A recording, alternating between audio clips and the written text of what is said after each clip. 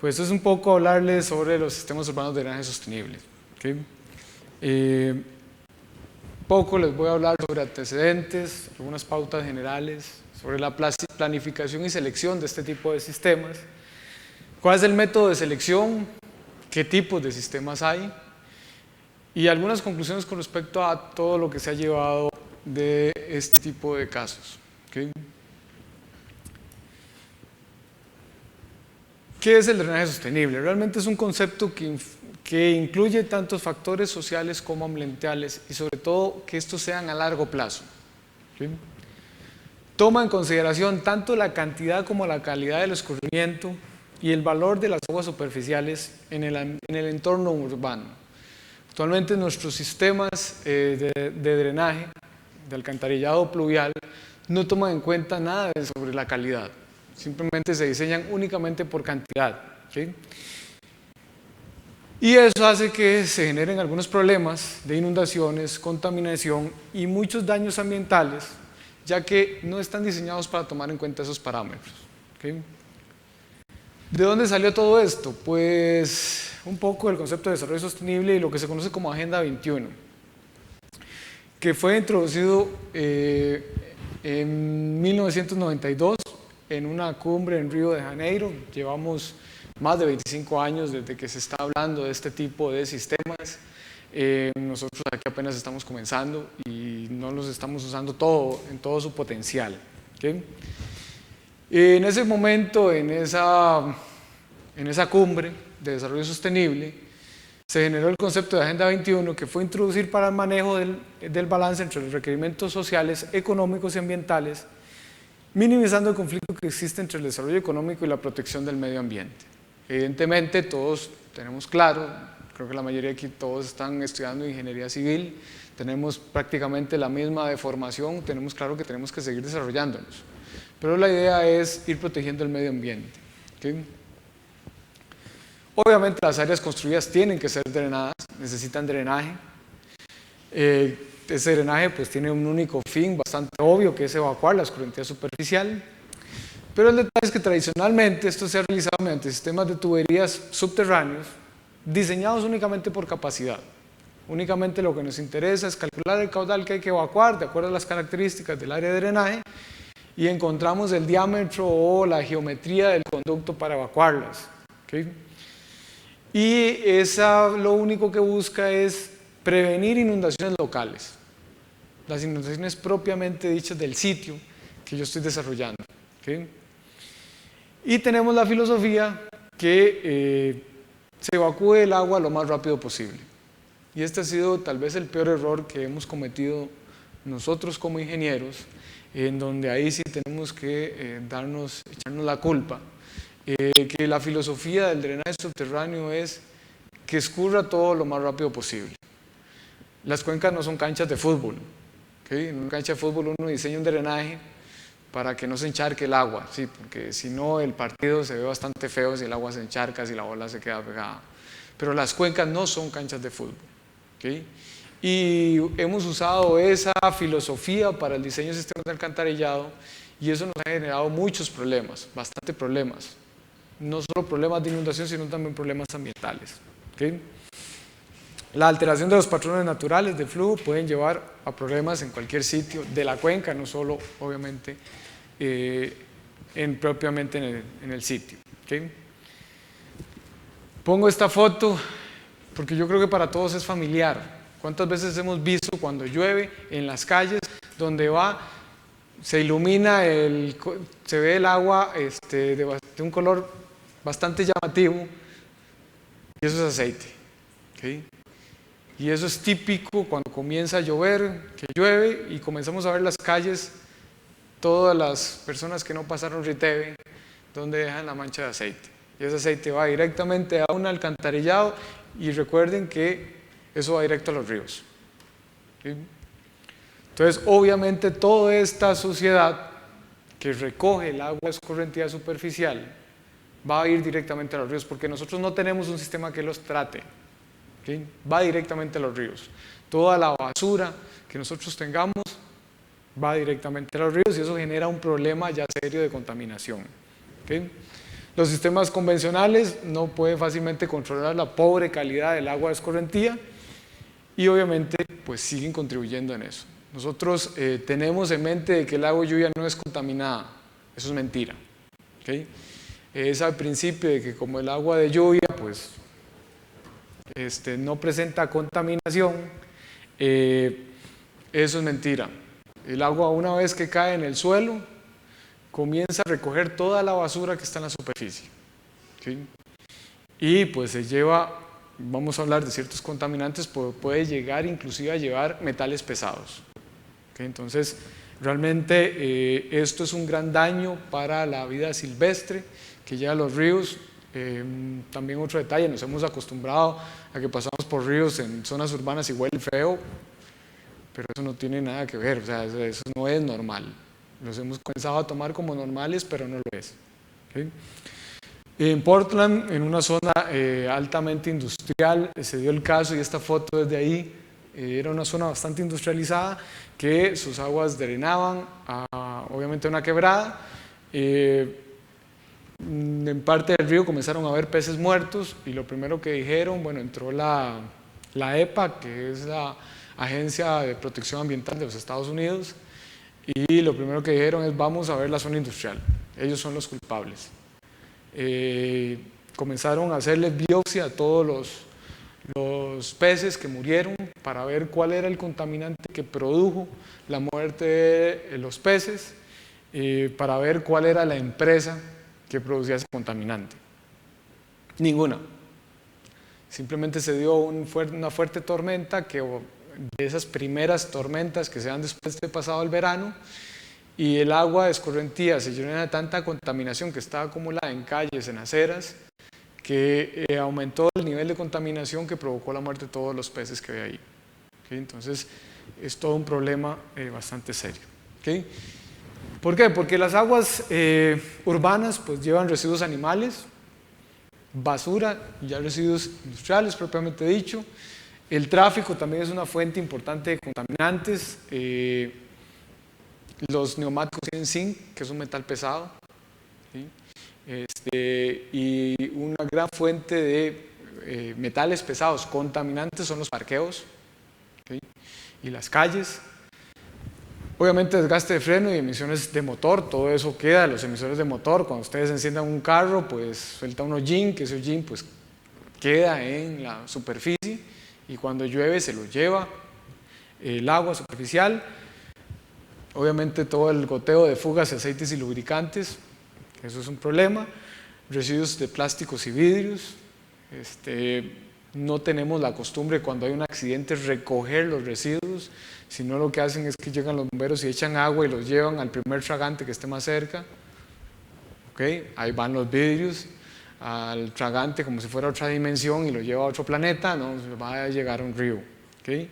Obviamente hierros, todo lo que es hidrocarburos, también el desgaste de fachadas y la corrosión de todas las cubiertas, todas esas casas que tienen los techos oxidados, pues eso en una lluvia se lo comienza a llevar el agua y lleva óxido directamente a los ríos. ¿Sí? Erosión propiamente de pavimentos, todos los componentes que tienen pavimentos, ese desgaste, las partículas que se van soltando por el tránsito de los vehículos, y cuando llueve pues eso se lo va a llevar al agua escorrentía. Posibles actividades agrícolas y jardinería, lo que son fertilizantes y pesticidas, todo eso también lo llega a hacer. ¿Okay?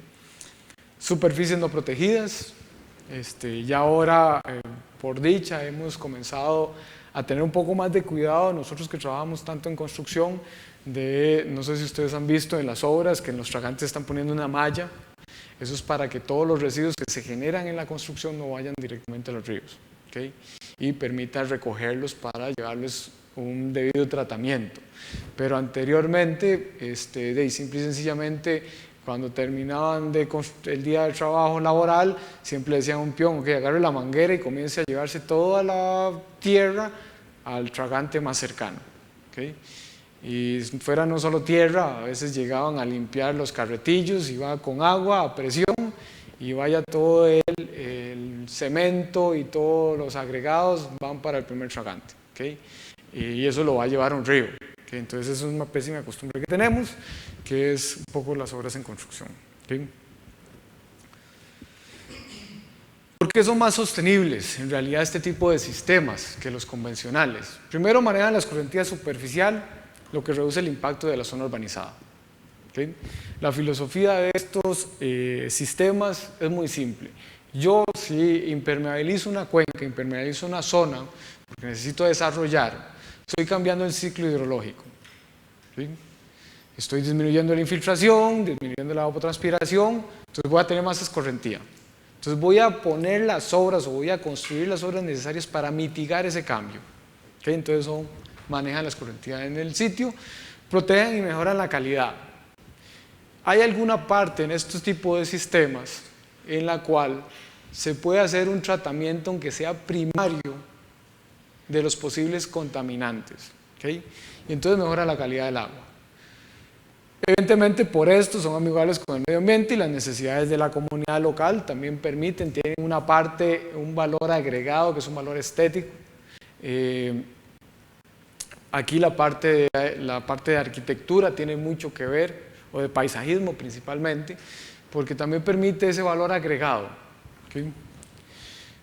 Permite tomar en cuenta la variable de cambio climático y obviamente proporciona un hábitat para la vida silvestre. Realmente uno puede ser un desarrollo acorde con la vida silvestre local que se encuentra. Y en algunos casos, y hay que tener un poco de cuidado con eso, permiten la recarga de acuíferos. Hay que tener un poco de cuidado con la recarga de acuíferos porque si un acuífero se contamina, no se puede descontaminar. Todavía no hay metodologías para descontaminar un acuífero. Entonces hay que hacerlo con mucho cuidado. Esos sistemas permiten recargar acuíferos. Sin embargo, ustedes tienen que estar seguros que cuando ya van a disponer del agua para recargar de acuíferos, esa agua esté en buena calidad. Si no, mejor no hacerlo. ¿Cómo se logra? Manejan la escorrentía donde se presenta propiamente en el sitio, manejan la contaminación potencial también en la fuente donde se está generando la contaminación, pues yo escojo algún tipo de tratamiento para este tipo de contaminación. Obviamente con esto yo protejo los recursos hídricos desde el punto de vista de contaminación y de fuentes difusas. Y adicionalmente en sistemas de drenaje, estos sistemas de drenaje también permiten nuevos desarrollos en áreas donde ya tengan un sistema de alcantarillado convencional. Se pueden ajustar. Y no es que sean flexibles, sino es que así nacieron. O sea, el problema de la contaminación, el problema de las inundaciones urbanas no es exclusivo de Heredia, de Alajuela, San José. Barcelona lo sufrió, todas las grandes ciudades lo sufrieron. De hecho, este concepto comenzó a salir a partir de 1992 y como muchas de las cosas en ingeniería salen porque la naturaleza nos saca en cara que lo estamos haciendo mal. Y entonces, pues este tipo de sistemas presentan la flexibilidad de poderse aplicar en sitios donde ya se tenga un sistema convencional. El enfoque convencional de un diseño de alcantarillado pluvial, casi todos por cantidad, por no decir que todo. Se revisa un poco el servicio. ¿Qué es el servicio? Pues evidentemente es a quién le estoy dando ese servicio. Estoy diseñando un sistema de alcantarillado pluvial para una urbanización. Bueno, mis clientes son las personas que van a ocupar esa urbanización. Entonces yo trato de que, no sé, se inunde. Y puse la calidad ahí como por decir, ahí está, pero no se toma en cuenta la calidad, para nada. Este tipo de sistemas sí lo toma. O sea, la idea es darle el peso tanto al servicio y biodiversidad en este caso, a la calidad y a la cantidad tienen exactamente el mismo peso. Y entonces la idea es tomar todo eso y que todo eso se tome en cuenta en el diseño del sistema. No solo diseño únicamente por cantidad, que lamentablemente pues aquí en Costa Rica estamos comenzando a aplicar este tipo de sistemas y nos estamos usando estos sistemas pero con este enfoque.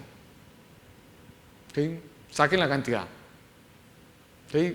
Y generalmente se hablan de lagunas de retención y el mejor ejemplo es el que tenemos a la par del nuevo edificio de ingeniería, esa cosa que está ahí cerrada con tubos por todo lado, no le ponen perros porque nadie puede alimentar a los perros el fin de semana, pero si no pondrían perros hambrientos para que nadie se acerque. ¿Okay? Todo eso se diseña por cantidad. No estamos realmente haciendo un diseño adecuado a estos sistemas donde la calidad también tiene el mismo peso. ¿Okay? Y también el servicio, y ahorita vamos a hablar del servicio. ¿Okay? Básicamente, pues, estos son los ejes de un sistema de este tipo.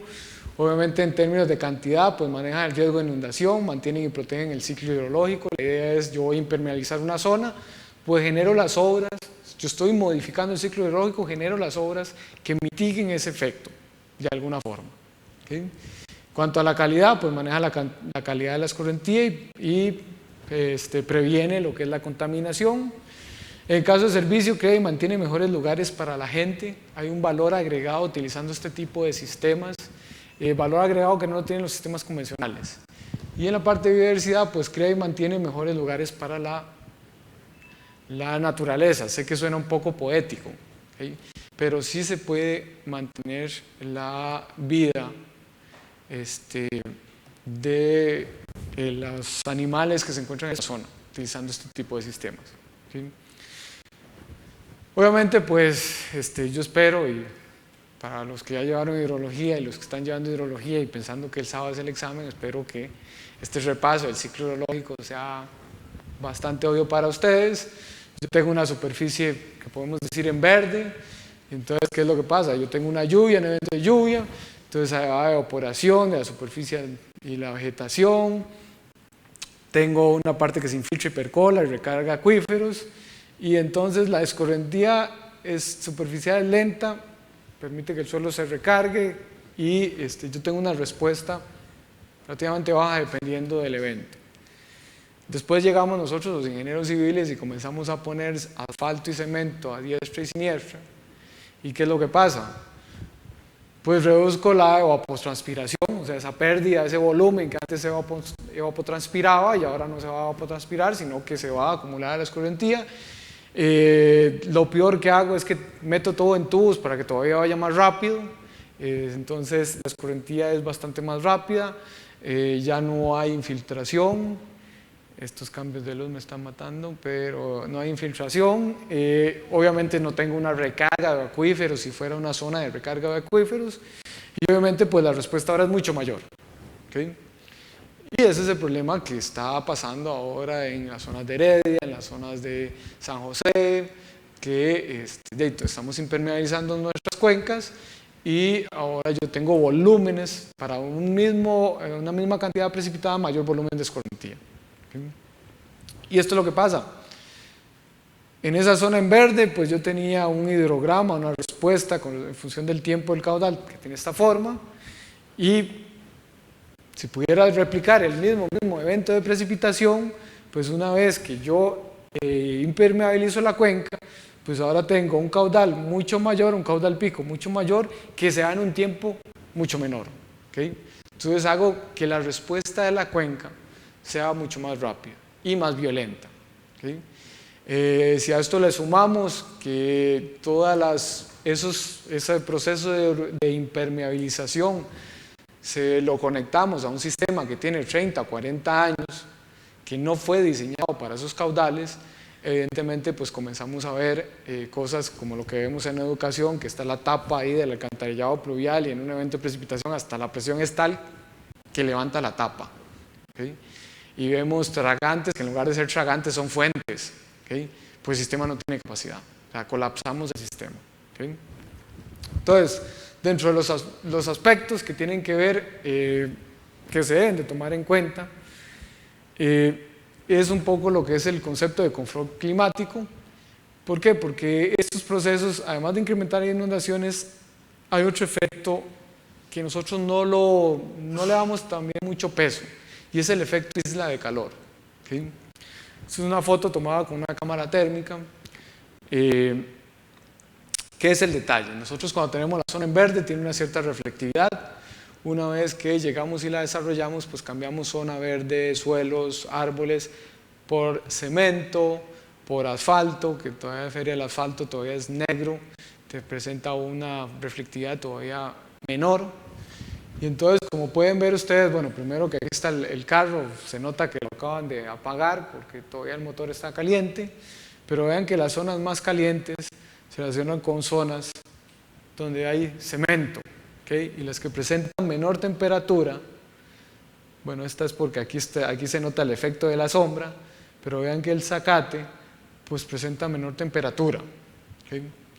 Entonces nosotros cuando urbanizamos una zona, y cuando digo urbanizamos, digo casi que la impermeabilizamos totalmente, cambiamos una superficie que tiene una alta reflectividad por una que tiene una muy baja. Y entonces hacemos que esa zona sea más caliente, eso se llama efecto isla de calor, ¿okay? Y pues estas son medidas en las cuales se puede ver que en zonas verdes la temperatura pues puede estar por debajo de los 29 grados para el mismo día y subir hasta más de 33, que esto debe ser como 34 grados en la misma zona si paso por una zona urbanizada, ¿okay? Entonces ese es el efecto isla de calor. Si nosotros seguimos cambiando el albedo de nuestras cuencas, estamos generando islas de calor y eso tiene que ver con el confort. Y por eso a nadie le gusta ir a San José. Ustedes sienten que es un calor. Y cuando llegan a la sabana lo sienten fresco, sienten un alivio, ¿okay? Pues ese es el mejor ejemplo de un efecto isla de calor, ¿okay? Y eso es algo que tiene que ver con el confort de las ciudades. Y nosotros como ingenieros civiles tenemos que estar llamados a comenzar a ver eso, ¿okay? Comenzar a tratar de ver eso. Lo otro, pues ya lo hablábamos, al urbanizarlo provoca una rápida concentración de aguas en muy poco tiempo y lo que tenemos pues es un aumento de las inundaciones y pues bueno, ejemplos, la naturaleza por dicha nos trae siempre ejemplos todos los días y el sistema de alcantarillado pluvial de San Pedro Montes de Oca nos lo da todos los años, ¿okay? Para nada es un secreto que a nadie le gustaba cuando estábamos en el otro lado tener que venir a clases a las 3 de la tarde aquí a la NAME porque sabía que se iba a mojar, ¿okay? Y había posibilidad de que tenía que pasar una zona inundada con 5 centímetros de agua, pero se inunda, ¿okay? Entonces pues bueno, eso es un ejemplo de ellos, ¿okay? Este tipo de sistemas engloban un amplio espectro de soluciones, no es como los sistemas convencionales en los cuales estamos acostumbrados al tragante, pozos y tubos, ¿okay? Esto presenta una cartera de soluciones que actualmente es bastante grande y va a seguir creciendo, ¿okay? Conforme las investigaciones, los nuevos materiales, las nuevas técnicas nos permitan, estos tipos de sistemas van a seguir creciendo, ¿okay? Yo les voy a presentar los que digamos oficialmente ya han sido aceptados como sistemas de este tipo, pero va a ir creciendo conforme pase el tiempo, ¿okay? Y permiten afrontar todo lo que es el planteamiento, diseño y gestión de las aguas pluviales, dándole igual importancia a aspectos medioambientales y sociales en ese proceso de diseño, ¿okay? Que en este momento, repito, nosotros no lo hacemos, nosotros hacemos un diseño por cantidad de agua. Y si decimos que hacemos algo social, es por lo menos decirle a la persona, yo esto se lo diseñé para un evento de una vez en 25 años. Eso, ahí se fue toda la parte social. Y después de ahí no hacemos medioambiental ni para qué. ¿Cuáles son los objetivos? Proteger los sistemas naturales, tanto proteger y mejorar el ciclo del agua en los entornos urbanos, integrar el tratamiento de las aguas de lluvia en el paisaje, que es algo que no hacemos actualmente, pero comenzar a tratar el agua de lluvia partiendo desde un principio básico. El agua de lluvia no es agua limpia, se contamina, es agua contaminada y la tenemos que tratar, ¿okay? Entonces permite hacer ese tratamiento. Obviamente con ese primer tratamiento protege la calidad del agua, reduce volúmenes de escorrentía y caudales pico. Yo estoy modificando el proceso de hidrología, el proceso hidrológico, entonces pues tomo eso en el diseño y trato de que ese efecto no sea negativo o importante. Incrementa el valor añadido minimizando costos, y esto es algo que es importante. La idea es que esto tenga un añadido, tenga un valor añadido de los proyectos, ¿okay? Durante esta charla que les estoy dando les voy a poner algunos ejemplos en los cuales en otros países como Estados Unidos e Inglaterra han tenido mucho éxito en decirle a la gente: vea, esto tiene un valor añadido. Aquí yo he trabajado en algunos proyectos que tienen este enfoque y soy malo para vender, por eso me hice ingeniero. Creo que tengo problemas sociales, de socializar con la gente, entonces todavía me cuesta más vender estas ideas. ¿Okay? Pero sí hay que comenzar a vender la idea de que estos sistemas, hay un valor añadido de los proyectos. ¿Okay? Les voy a enseñar algunos ejemplos. ¿Okay? ¿Qué es la idea? Pues se logra una reducción de volúmenes de escorrentía y caudales pico, ¿okay? Que esto podría solucionar la incapacidad hidráulica de redes actuales. La idea es comenzar a utilizar este tipo de sistemas en donde ya se tiene problemas de inundación y podría uno reducir los volúmenes o al menos controlarlos de tal forma de que uno podría solucionar problemas en donde los sistemas convencionales ya presentan incapacidad hidráulica. ¿Okay? Y lo importante de eso es que puedo evitar la necesidad de tener que volver a construir una red de alcantarillado nueva. ¿Okay? Con todo lo que eso conlleva, que es perforar calles, todo el flujo de tránsito colapsa. Okay, yo puedo con un sistema actual, incorporando este tipo de sistemas, podría ser que ni siquiera tenga que tocar ninguno de los tubos actuales. Okay. Y entonces la idea desde este punto de vista no solo es mejorar la gestión de las aguas pluviales, sino la gestión del agua realmente en general. Okay. Tanto lo que es el abastecimiento como su tratamiento. Y un poco un resumen de una comparación entre los sistemas convencionales y los alternativos. El costo de construcción podría o no ser equivalente. ¿De qué depende? Los convencionales ya se saben, son pozos y tuberías, ya todo el mundo pues tiene los costos de excavación, los del relleno que hay que poner, etcétera, pues son fáciles de calcular. Estos sistemas, pues como hay una gran rama de opciones, pues dependerá de qué opción. Costos de operación y mantenimiento en los convencionales ya está establecido, es cero. Aquí la palabra mantenimiento solo aparece en el diccionario, lamentablemente. Ya hemos comenzado a aprender a que antes de que comience la época húmeda hay que ir a limpiar y ver que los tragantes no estén sucios, que los pozos no estén obstruidos, pero eso no lo hacemos porque creemos en el mantenimiento, sino porque lo hemos ido aprendiendo a golpes. ¿Okay? Estos pues no está establecido. Una gran parte, como les digo, este concepto nació ya en la parte técnica en 1992, llevamos un poco más de 25 años de estar trabajando con eso. Los países que comenzaron desde esa fecha están en un proceso de retroalimentación. ¿Okay? Un proceso de que, bueno, yo supuse que esto iba a servir de esta forma, ¿cómo ha servido? ¿Cómo ha trabajado? Inclusive han cambiado metodologías de diseño, comenzaron a diseñarlo con una metodología A y después se dieron cuenta de que no servía. ¿Okay? Entonces no está establecido control de inundación en la propia cuenca, los dos, se supone que sí, yo creo que nadie diseña un sistema convencional para que se inunda rápidamente, pues hay un control propiamente en el área de drenaje. Control de inundaciones aguas abajo, los convencionales no hacen control de inundaciones aguas abajo, de hecho más bien son los que lo provocan. Estos sí pueden hacer un control de inundaciones aguas abajo. Reutilización, los convencionales tienen la filosofía de que el agua tiene que drenar lo más rápido posible. Entonces mucho menos usted la va a reutilizar, ni se le ocurra, más bien yo estoy deseando que se vaya lo más rápido posible y lejos. ¿Okay? De hecho, si se viene un buen aguacero y uno está en un parqueo y el agua nunca se estanca, uno lo que dice es qué buen ingeniero hidráulico. Sí me convenció. Vea qué aguacero y aquí el agua no se ha estancado. Sí, se está inundando el de abajo, pero por lo menos donde yo estoy no se está estancando. ¿Okay? Estos, evidentemente, como yo puedo almacenar el agua, me permite reutilizarlo. ¿Okay?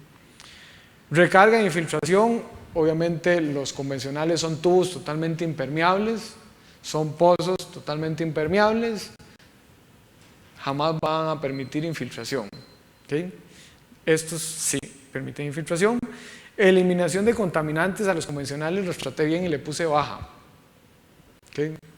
Eso es que el día que preparé esta presentación me sentía bien y le puse baja. ¿Okay?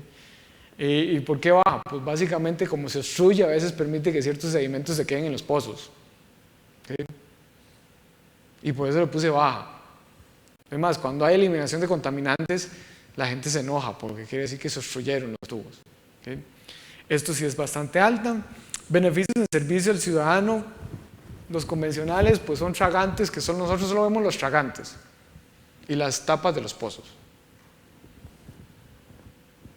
Después de ahí, como si fuera mágico, lo que entra ahí no sé ni dónde va a salir. ¿Okay? No hay un servicio o un beneficio ciudadano, esto sí.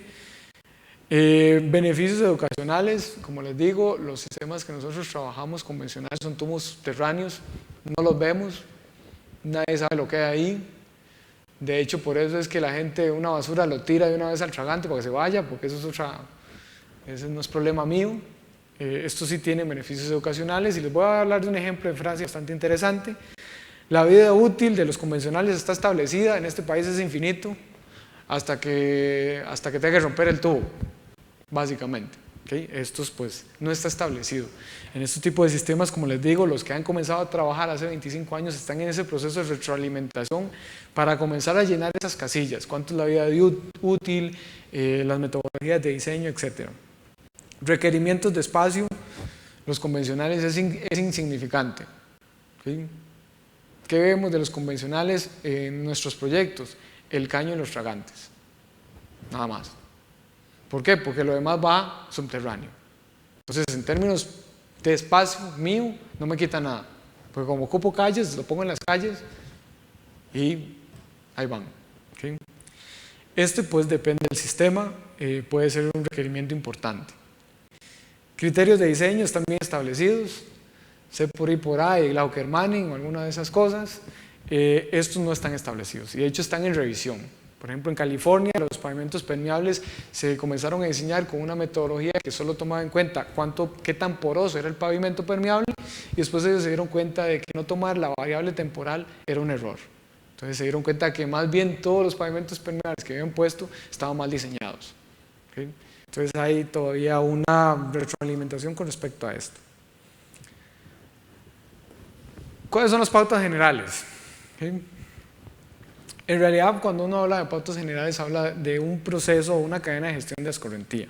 ¿Okay? Y uno tiene que comenzar a ver cuáles son los objetivos que uno quiere o que uno busca. ¿Okay? Esta es la cadena de la gestión del agua que se utiliza. Primero, la prevención. Obviamente siempre es más barato prevenir. ¿Okay? Entonces hay que ver si entre las medidas de prevención yo puedo llegar a cumplir los objetivos que yo busco. ¿Okay? Y aquí es un enfoque de sistemas. Tengo que plantearme objetivos. Entonces, ¿cuáles son los objetivos que tengo? Entonces voy con lo más barato. ¿Puedo prevenir? Si no, tengo que hacer una gestión en el origen. Ver si por evapotranspiración o infiltración puedo llegar a cumplir esos objetivos. ¿Okay? Ya sea reducir el volumen de escorrentía generado a la mitad o lo que sea. Tengo que verlo. Si no, si el excedente lo tengo que mandar en una gestión en el entorno urbano. Salirme del proyecto. Y ver si fuera del proyecto puedo manejar esos excedentes que busco en mi objetivo. Y luego ya una gestión de cuenca, que ya estoy hablando ya de áreas mucho más grandes, en los cuales ya me paso a toda la cuenca. ¿Okay? Ya eso hace un proyecto mucho más complejo. ¿Okay? Pero más o menos esa es la cadena que uno sigue, ver si por prevención puedo, si logro lograr mis objetivos a pura prevención, pues perfecto. Si no, pues tengo que trabajar propiamente en el origen, en mi proyecto, ver si en mi proyecto puedo implementar ciertas medidas que logre hacer ese objetivo. Si no, me voy a la gestión del entorno urbano, a los vecinos, a ver si puedo incluso tomar otros proyectos y decir, ok, yo mi proyecto no lo puedo contemplar, pero si me puedo unir a estos tres y con el área que tiene disponible puedo hacer esta obra y puedo manejar el exceso de mi proyecto en otros proyectos y no ya hablar de gestión de cuenca, que ya estos son proyectos mucho más grandes. Nosotros nos quedamos, esto ni lo vemos. En este país, ¿para qué prevenir? ¿Okay? Mejor somos un país en constante reconstrucción. ¿Okay? Nosotros nos quedamos acá. ¿Okay? Nunca, si usted tiene un proyecto, usted le dicen, usted resuelve el problema que usted genera, quédese aquí. Jamás se pase aquí, porque esto implica irse a la parte a meter más gente. No, usted va a hacer su proyecto, usted me resuelve su problema. Yo traté en una de las municipalidades de llegar a una escala de este tipo y no, o sea, dijeron no lo haga. Yo, bueno, ahí está bien, no lo hago, ¿okay? Pero se puede hacer. ¿Okay? Jerarquías, primero la prevención se basa en la aplicación de medidas no estructurales, control en el origen, control de las corrientes en la fuente o de sus inmediaciones, gestión del entorno urbano, gestión a escala local y ya en gestión de cuencas, gestión a la escala regional. ¿Okay?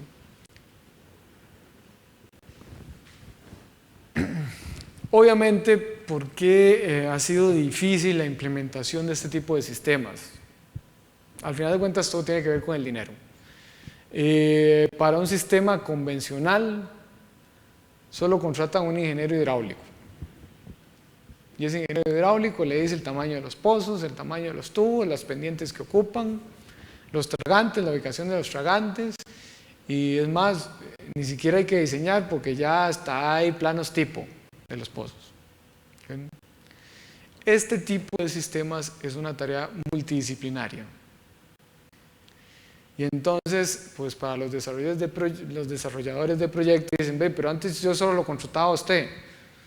Ahora usted me dice que usted ocupa a un geotecnista, ocupa a un arquitecto y ocupa a un ingeniero ambiental para hacerme lo mismo que me hacía usted antes solo. ¿No le parece algo muy extraño? ¿Okay? Entonces hay un problema de que si ustedes, por ejemplo, el día de mañana trabajan en una empresa y una persona dice, pues yo voy a usar esto y yo me lo he hecho todo, o sea, no tiene ni idea de lo que va a hacer. ¿Okay? Porque esto es un trabajo multidisciplinario que involucra disciplinas como hidrología, hidráulica, geotecnia, cálculo de estructuras, obviamente ambiental, paisajismo y urbanismo, al menos. ¿Okay? Debe involucrar a todos los agentes implicados en el proceso, desde etapas previas de planeamiento hasta el uso y explotación de la infraestructura. ¿Okay? Y obviamente, pues yo me dedico a la hidrología y la hidráulica, ¿cómo no voy a decir que una de las más importantes de las disciplinas es la hidrología y la hidráulica? ¿No?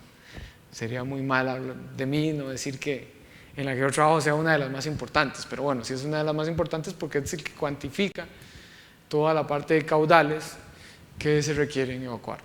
¿Okay?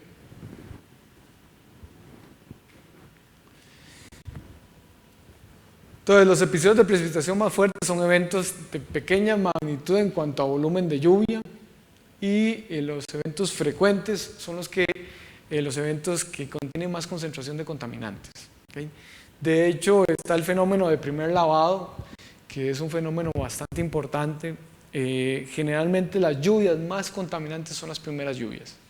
¿Por qué? Porque se llevó toda la época seca acumulándose en contaminantes en calles, en aceras, en pozos, y toda esa basura, las primeras lluvias son las que lo limpian. ¿Okay? Entonces la carga contaminante de las primeras lluvias es increíblemente alta, inclusive mucho mayor que las aguas servidas. ¿Okay? Entonces ese efecto es un efecto bastante importante. De hecho, nosotros trabajamos una tesis yo dirigí una tesis hace ya bastante tiempo, donde tratamos de determinar la carga de primer lavado de los parqueos de la universidad. ¿Okay? Medir eso es a veces complicado. Fue una estudiante que trabajó conmigo bastante comprometida y era una estudiante que si estaba yo dándole clases aquí y comenzaba a ver que comenzaba a llover, era la primera que se levantaba corriendo, se llevaba los frasquitos y se iba a recoger agua y de hecho me lo hizo como 3 veces. ¿Okay? Pero salía corriendo ahí con los frasquitos para recoger agua que llegaba a los tragantes. Y en realidad la concentración de residuos fecales, porque no tenemos la costumbre, la gente pasea a sus mascotas y no recoge los residuos de sus mascotas y no los deja ahí, eso se lo lleva. ¿Okay? Entonces realmente logramos determinar una gran carga de contaminación fecal y una gran carga de materiales pesados. Y eso, todavía en la parte fecal, los ríos tienen una cierta capacidad de depuración, pero una contaminación con residuos de metales pesados, así como entra al río, va a llegar al mar. el río no tiene capacidad de darle ni modificarlo. ¿Okay? Realmente es bastante. Y la concentración de aceites ni para qué. ¿Okay?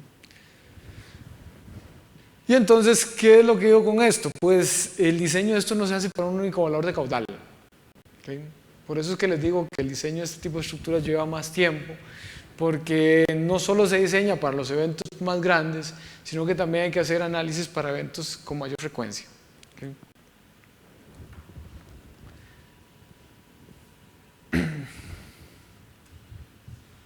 Y entonces, si yo quiero hacer un diseño que tome en cuenta tanto la cantidad como la calidad, yo tengo que trabajar todo un espectro de lluvias, desde eventos muy frecuentes, con una baja cantidad de precipitación, y también eventos con una probabilidad de ocurrencia menor, que involucran una gran cantidad.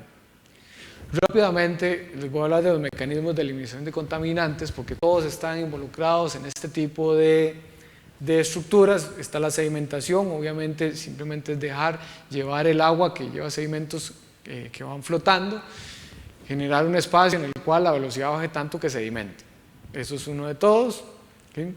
Y la idea es que uno puede, metales pesados, uno podría utilizar métodos de sedimentación para quitarlos, para removerlos.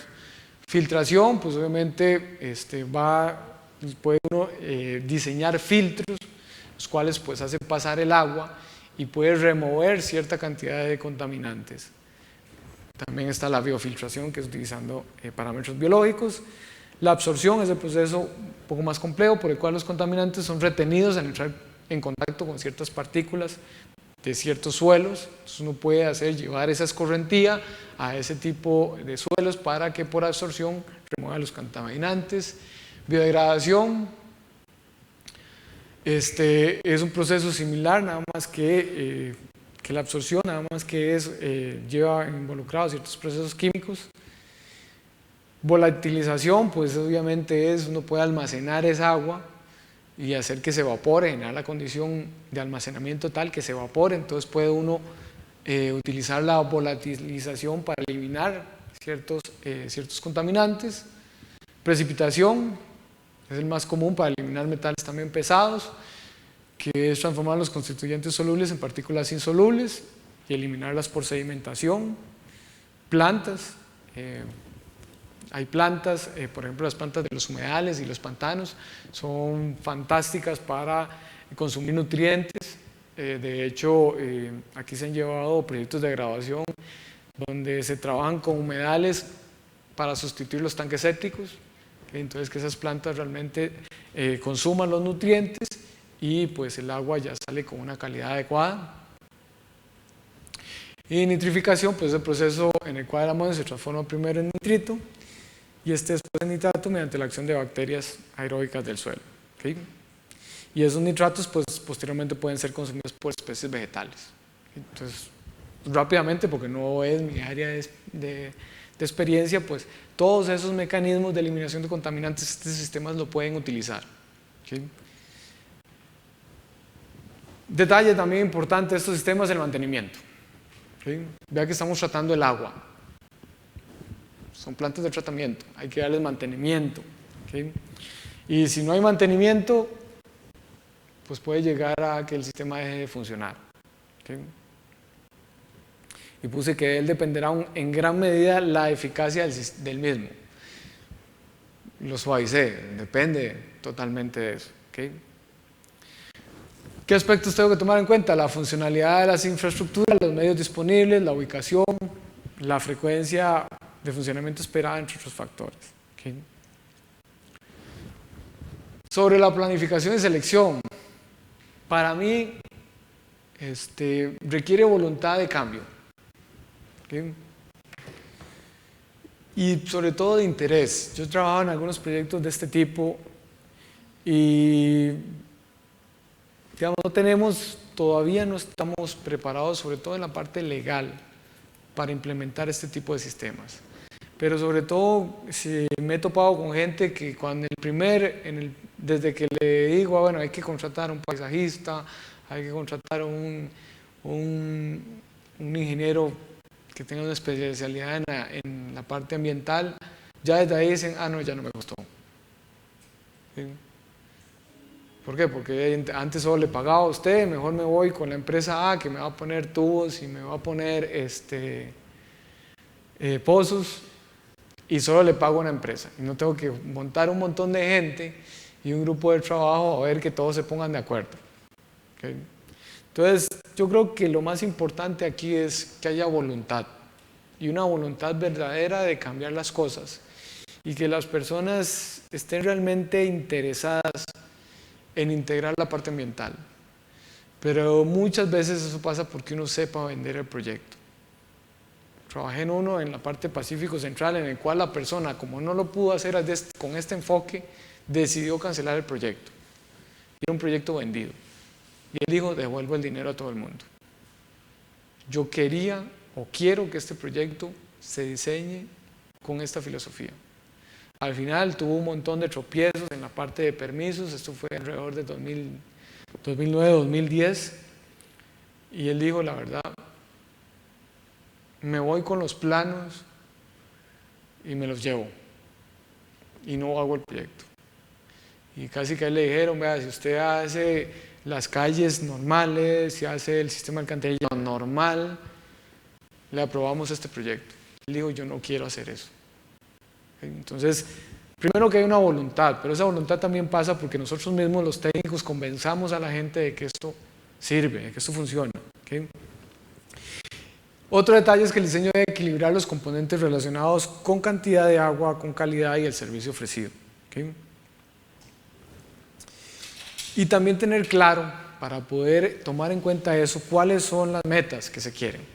Y se tienen que tener claro desde el inicio. ¿Okay? No es irlas buscando en el camino. Se pueden ajustar, sí, pero tienen que tener claro desde el inicio. ¿Okay? Y esto ya no está tan claro, ahora sí. Obviamente, si estamos trabajando con eso y hay tantas variables que están involucradas en eso, la selección no es sencilla. ¿Okay? No es sencilla. No es siempre un recetario lo que yo tengo. Yo tengo que comenzar a ver cuáles son los volúmenes de escorrentía que voy a manejar, que eso es relativamente conocido, pero lo que no tenemos muchos datos, aquí en el país no tenemos prácticamente ninguno, en otros países sí, como Inglaterra, que he trabajado bastante en eso, es que yo tengo que caracterizar qué contaminantes voy a tener. ¿Okay? De acuerdo al proyecto que yo tengo un proyecto industrial donde tengo tanto parqueo, pues yo tengo que comenzar a ver, de acuerdo a normas de otros países, porque nosotros no tenemos, poder estimar los contaminantes. ¿Okay? Y una vez que yo estimo los contaminantes y el volumen que yo quiero ver, tengo que ir entre toda la gama de estructuras que tienen los sistemas urbanos de drenaje sostenibles y elegir el que mejor o los que mejor se ajustan. ¿Okay? Entonces aquí es fundamental conocer el suelo. ¿Okay? Obviamente en los otros sistemas, en un sistema convencional, lo importante para mí del suelo son las curvas de nivel, porque son los que me definen las pendientes. ¿Okay? No me importa el suelo, porque de todos modos yo voy a meter el agua en cosas impermeables. ¿Okay? Obviamente el proceso de infiltración, comportamiento de este suelo insaturado, la capacidad para desarrollar vegetación que tenga, posición del nivel freático, contar con información del nivel de calidad de agua subterránea si hay cerca, ¿okay? Para evitar cualquier contaminación. Y repito, aquí la calidad de la parte paisajista y el entorno arquitectónico es importante. ¿Okay? Con respecto al planeamiento, pues se deben conocer los usos lo más detallado posible de las superficies en las que se va a dividir el proyecto. Obviamente toda la parte de locales, parqueos, calles y zonas verdes. No es lo mismo el nivel de contaminación de una escorrentía de una zona puramente residencial que el arrastrado por una zona industrial. ¿Okay? Entonces hay que comenzar a conocer eso. Necesitamos conocerlo de la mejor forma posible en los sistemas nuevos, es decir, lo industrial y lo residencial da igual, impermeable, punto. En la parte de contaminación no es lo mismo lo que me genera a mí una zona residencial lo que me genera una zona industrial. ¿Okay? Y obviamente otras condicionantes son la flora y la fauna, la calidad del paisaje y los usos comunitarios de las zonas. ¿Okay?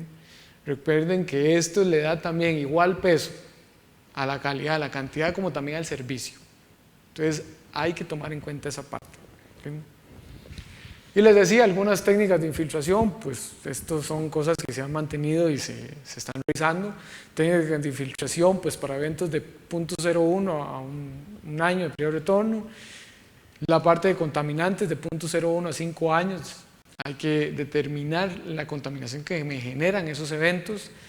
Control de erosión en el medio receptor de 0.1 a 100 años y control de inundaciones de 10 hasta mayor a 100 años. ¿Okay?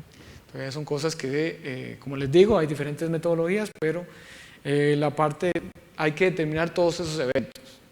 En los convencionales, no, dígame, para 25 años, pues calculo el caudal para 25 años y con eso diseño todo. En este hay que comenzar a sacar toda una batería de casos, porque algunos me van a servir para determinar contaminación, que me van a definir el sistema de tratamiento que voy a utilizar, y otros me van a definir ya volúmenes más importantes de agua, no tanto de contaminación, que me van a definir cuáles van a ser las medidas de control de inundaciones que voy a utilizar. Entonces yo necesito hacer el cálculo de todos. ¿Okay?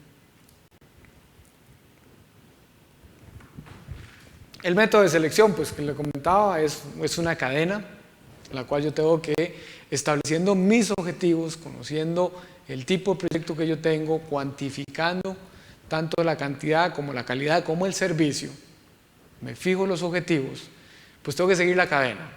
¿Sí? Es un ciclo de prueba y error. ¿Okay? Comienza uno a ajustar, comienza uno a ver si logro la calidad que estoy buscando con cierto evento, con cierta estructura, y ver si esta estructura inclusive me puede servir a mí para el control de las inundaciones. Si no, pues tengo que hacer dos estructuras o después puedo ir cambiando. Es un proceso realmente un poco más de prueba y error que el tradicional. ¿Okay? Y obviamente las características finales exigidas deben de constituir el criterio de diseño. ¿Okay? El primer paso, como les decía, es seguir la cadena, la prevención. Es ver si los objetivos que nosotros nos podemos dar, lo podemos obtener con medidas de prevención, son medidas no estructurales. ¿Okay? El segundo paso es, si no se cumple ese criterio que yo ya tengo, que yo medí, es implementar el sistema de control de origen, ver si puedo, esa mayor escorrentía y esa contaminación que yo estoy generando, la puedo controlar en el origen. Si no, pues tengo que ver en la parte local, a nivel local, las vecindades, ver si puedo manejar eso. Por ejemplo, el exceso de escorrentía con drenajes filtrantes, o sea, puedo involucrar la carretera que está a la par del proyecto y puedo tratar el agua ahí, podría controlarla ahí o no. Y si aún no se cumplen, pues obviamente ya tengo que ir a procesos de nivel de cuenca y a procesos regionales en los cuales ver como un todo, ver si puedo lograr los objetivos. ¿Okay?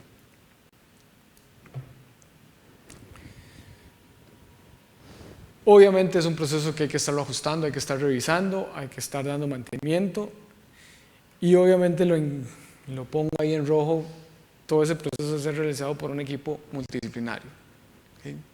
Repito, si ustedes el día de mañana se involucran en un proyecto y llega un ingeniero o un arquitecto y dice yo me lo he hecho todo, no sabe de qué se trata.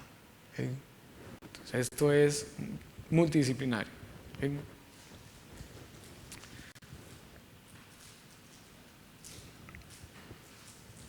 Entonces, ¿cómo se hace? Primero conozco el uso de la zona urbana, drenar, y la sensibilidad del medio receptor. Necesito analizar el medio receptor. Yo tengo que ver en el medio receptor cuál es la calidad de agua que yo le tengo que brindar. ¿Okay? En este momento, evidentemente, esto no se hace. Lo único que decimos en los sistemas convencionales es dónde está el río para echarle el agua. ¿Okay? En este caso, yo tengo que ver cuál es la necesidad o la calidad de agua que yo le tengo que verter a ese cuerpo receptor. ¿Okay? Obviamente eso me define la depuración requerida por un solo sistema o por una combinación de varios sistemas. ¿Okay? Eso me define entonces el volumen total de tratamiento, de acuerdo a todos los periodos de retorno que le estaba mencionando. Y se tiene que elegir de acuerdo a la calidad del agua del cuerpo que requiere el cuerpo receptor y la contaminación estimada de la zona, pues cuál es el sistema más adecuado. ¿Okay? Eso es con respecto a la parte de calidad de agua. Y repito, ya aquí involucra otra parte que es analizar el cuerpo receptor. ¿Okay? Estamos hablando a largo plazo, la idea es que esto funcione, no matar los ríos. Yo creo que uno de los grandes retos en ingeniería hidráulica, sobre todo fluvial en este momento, es la parte de restauración de ríos. ¿Okay? Es una parte que se está trabajando mucho a nivel mundial y bueno, Costa Rica no lo está trabajando, pero por ejemplo en Estados Unidos hicieron un canon para que para proyectos de cierta envergadura les dicen, ok, apliquen este tipo de cosas, yo les bajo los impuestos o les facilito los permisos, pero adicionalmente den dinero para un proyecto de restauración de ríos en cualquier localidad. ¿Okay? Entonces, la parte de restauración de ríos es importante. Nosotros, en lugar de restaurar ríos, lo que estamos deseando es entubarlos. ¿Okay? A mí me llaman cada rato y me dicen, es que me pasa una quebrada por medio de la propiedad, no la puedo entubar. Pero si la quieren entubar, no me llame. ¿Okay? Nos hemos acostumbrado a que los ríos huelen feo y si están llenos de basura, y eso no debe ser. ¿Okay? Entonces, con respecto a las consideraciones de calidad de agua, como les digo, hay que saber cuál es la calidad de agua mínima que me pide el cuerpo receptor para que mi desarrollo no afecte la parte de vida en el cuerpo receptor, y de acuerdo al desarrollo puedes calcular cuántos los contaminantes y así elegir una o varias de las estructuras que están disponibles para lograr ese objetivo.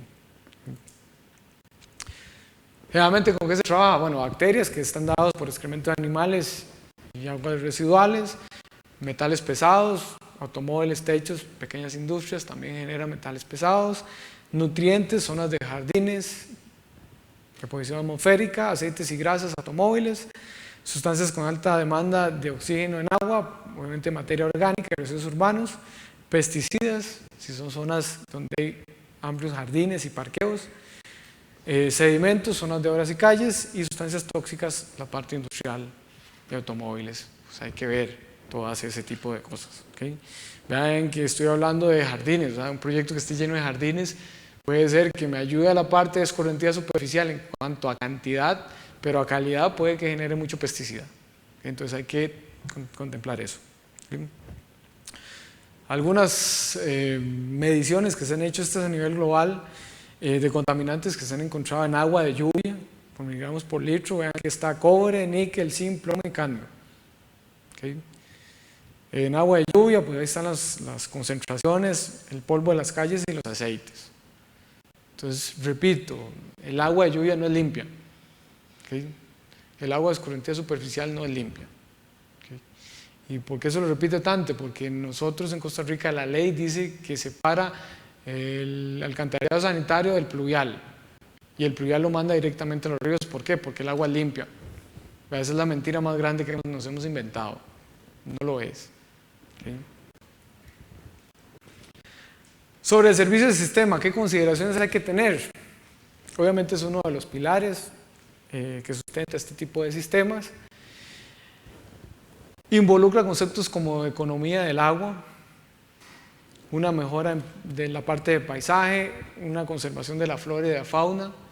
Todo eso es una parte de servicio que tiene este tipo de sistemas, ¿okay? Que los convencionales no lo tienen. Que los convencionales, el servicio que es que a usted no se le encharque el agua. ¿Okay? Eso no es un servicio realmente. Este sí tiene servicios como una mejora paisajística, y ahorita vamos a ver algunos ejemplos, una conservación de la flora y fauna local. La idea no es meter flora y fauna que no fuera la cotidiana. ¿Okay? Y obviamente permite el almacenamiento de agua de lluvia, que permite reutilizarla, ¿okay? O incluso hasta recargar acuíferos. ¿Okay? Estos sistemas permiten convertir toda la ciudad en un parque, ofreciendo un refugio a la flora y a la fauna autóctona, evitando así su desaparición del medio urbano. ¿Sí? Sé que suena muy poético, ¿sí? Pero en realidad sí lo permite. De hecho, les voy a enseñar una foto de un proyecto tentativo que se quiso hacer en la ciudad de Chicago, que al final no se hizo. Tipos.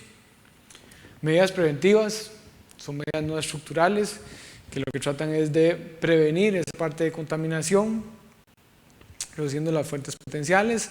Primera, programas de educación y participación ciudadana. Francia ha trabajado mucho en medidas preventivas, de hecho tiene un proyecto bastante interesante que les voy a comentar después, y que lo primero es concientizar a la gente. En Costa Rica, pues hasta hace unos pocos años nos hemos comenzado a concientizar de no botar, no hacer eso de que llevo una botella de agua, la agarro y la tiro ahí en el caño y que se va en el tragante. Pero esa concientización realmente es porque después nos dimos cuenta que provoca inundaciones o aumenta los problemas de inundaciones urbanas. ¿Okay? La idea es que sean proyectos en los cuales la gente comience a entender eso. ¿Okay? Identificar a los agentes, cambios de hábito, hacer partícipes a la población, importantísimo. Planificar y diseñar minimizando las superficies impermeables. ¿Okay? Si estamos hablando ya de procesos de planificación, de hecho el gran problema de las inundaciones urbanas es falta de planificación. Ya cuando queremos tomar medidas, de ahí hay zonas totalmente desarrolladas, pero bueno, uno, si fuera el encargado, por ejemplo, de una municipalidad, puede comenzar a hacer pautas en las cuales diga, bueno, yo no quiero que haya un porcentaje de impermeabilización de tanto, o tratar de ver con esas medidas. Limpieza frecuente de las superficies impermeables, pero para la reducción de acumulación de contaminantes. Eso quiere decir que literalmente es ir a lavar calles, ir a lavar techos de casas en verano, para que uno vaya, esa contaminación que se va almacenando, no esperarse que sea la contaminación de 3 meses, sino que se va soltando de manera más difusa, con menores niveles de contaminación. Es una parte que ayuda bastante, controlar la aplicación de herbicidas y fungicidas, eso también. Controlar las obras para evitar arrastre de sedimentos. Asegurar la existencia de procedimientos de actuación y equipamiento adecuado para tratar episodios de vertido accidentales. Ver si todas las empresas tienen ese tipo de metodologías. Limitar el riesgo de que la escorrentía entre en contacto con contaminantes. Y control de conexiones ilegales al sistema de drenaje, que eso también es todo un problema. Recogida y reutilización de aguas pluviales. En este momento, pues, nosotros tenemos un código de reuso de aguas pluviales, pero hay lagunas en las cuales no está claro cuándo puede hacer reutilización del agua pluvial. ¿Okay? Drenar el agua hacia zonas verdes en vez de derivar el agua al alcantarillado. Yo una vez participé con una municipalidad aquí en San José que está bastante urbanizada, obviamente tenían problemas de inundación urbana. Esto fue en el 2009, acababa de regresar, y yo les dije que agarraran todos los sistemas del alcantarillado y los desviaran a la cancha de fútbol. Era lo único que tenían prácticamente. La cancha de fútbol presentaba varias características, era la parte más baja y estaba la parte de la quebrada. Entonces, inunden la cancha de fútbol. Bueno, mejor hubiera dicho que me matara a los chiquitos, ¿no? Me dijeron, pero ¿qué se le ocurre? De asesino fue lo más lindo que me dijeron, porque todos decían, sí, claro, como yo, no se imaginen una cabeza de agua. Esta agua, obviamente, la vamos a tirar controlada, de tal forma de que si los chiquitos están ahí jugando, se van a dar cuenta que se está inundando. Y después se va a sacar controlada, se va a sacar eran como un par de tubos como de 20 centímetros de diámetro. Su hijo no va a pasar por ahí. ¿Okay? Entonces, esto no es que cuando va a llover y si el chiquito está ahí va a venir una cabeza de agua, esas que salen en la televisión, y va a arrasar con todo el mundo. Esto va a ser controlado. Pero bueno, es difícil. ¿Okay? Recoger pluviales para uso posterior, mantener la ciudad limpia de modo periódico, analizar fuentes de contaminación, minimizar el uso de herbicidas y fungicidas en parques y educación de todos los agentes implicados. ¿Okay? Sistemas de control en el origen. ¿Qué es la idea? Es evitar la escorrentía superficial y recuperar en lo máximo posible la calidad del agua en el sitio. Y es aquí donde en Costa Rica nos hemos quedado. Solo vemos en el sitio. Y nos hemos quedado todavía con el enfoque de cantidad, no de calidad. ¿Okay? ¿Qué hay de este tipo? Superficies permeables. ¿Okay? Pueden ser porosas, superficies granulares, o tierra vegetal reforzada, confinada, que permita cierta cantidad de infiltración, o permeables, que son elementos impermeables colocados en una exposición permeable. Asfaltos, cemento, en los cuales pues, bueno, esta es una foto, no se aprecia muy bien, pero en realidad este es un chorro concentrado acá y todo cómo se distribuye. Este es un pavimento permeable, pues eso ayuda a mantener, no perder ese grado de infiltración del suelo, y entonces uno podría almacenar un volumen acá de agua importante que no va a escorrer directamente. Adicionalmente, pues esto pasa a una superficie de grava, en donde esa grava puede funcionar como un filtro para tratamiento de agua. Entonces, ahí usted está controlando la escorrentía y mejorando la calidad. ¿Okay? Beneficios incluyen una disminución del caudal pico de escorrentía, un volumen menor de agua descargada a los alcantarillados, por lo cual se pueden utilizar en un sistema que ya esté colapsado. ¿Okay?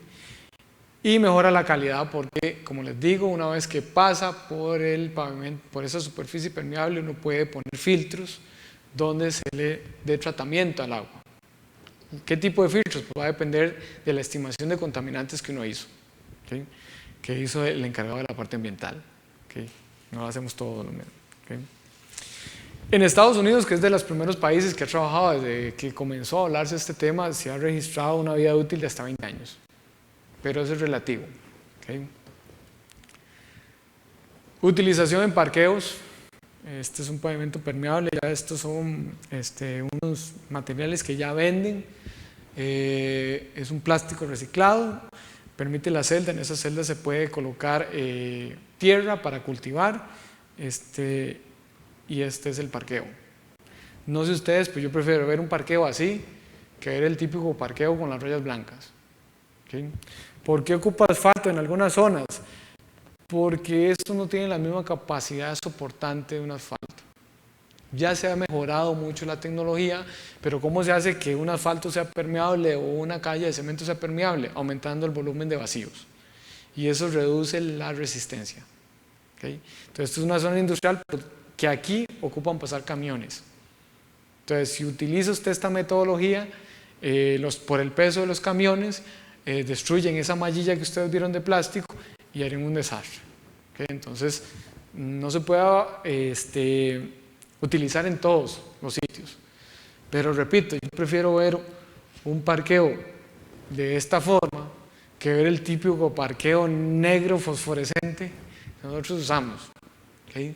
Además, esto tiene menor reflectividad que esto. Entonces, ese parqueo tiene más confort en cuanto a temperaturas. ¿Okay? Detalles, obviamente en verano hay que regarlo. Y en invierno hay que estarlo podando. ¿Okay? Entonces aquí la parte de mantenimiento es todavía más importante, porque si no esto comienza, si lleva mucha agua esto comienza a crecer y usted no va a llegar a parquear en un charral. ¿Okay?